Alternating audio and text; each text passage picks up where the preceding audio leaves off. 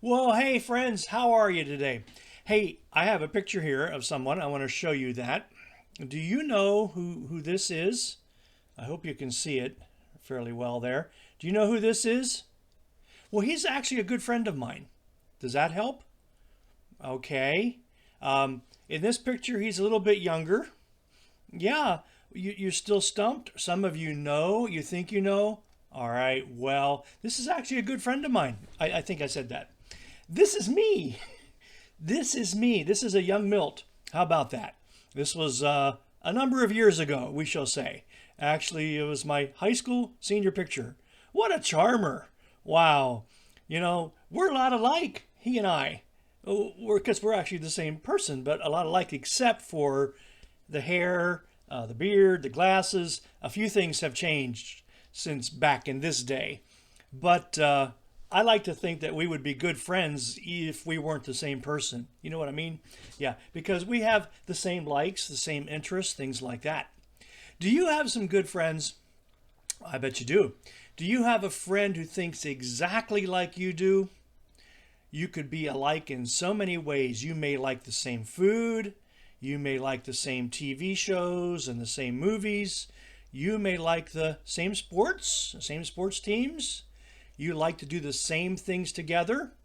Some people would say that you are like two peas in a pod. Two peas in a pod are two people who are very similar in interests and personalities and beliefs. They may be so much alike that they are practically identical. People could say, those kids have the same wacky sense of humor. They're truly like two peas in a pod.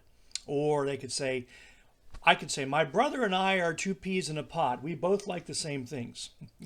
Yeah, identical. Well, we're not identical anymore, but we do like the same things. Always have and always will. It's good to have friends who are like us and who we can have fun with because we share the same interests. That definitely helps to build community and camaraderie. Proverbs 17:17 reminds us that a friend loves at all times, and they are there to help when trouble comes. Truly important to have good friends. Now, I have friends who like what I like. We have similar interests. I also have friends who don't always like what I like. Yeah, we may disagree on sports.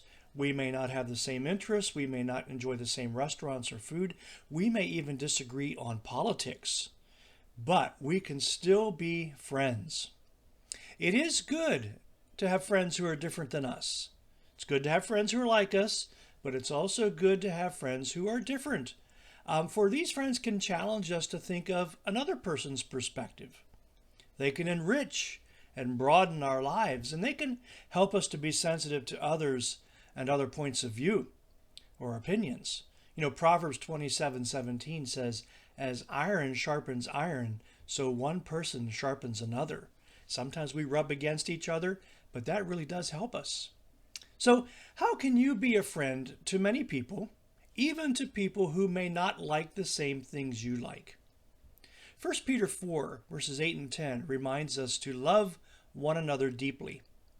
Love erases many sins by forgiving them. I would say that love also erases differences. Welcome others into your homes without complaining. God's gift of grace comes in many forms. Each of you has received a gift in order to serve others, and you should use it faithfully. And remember the words of Jesus, who said, do to others as you want them to do to you.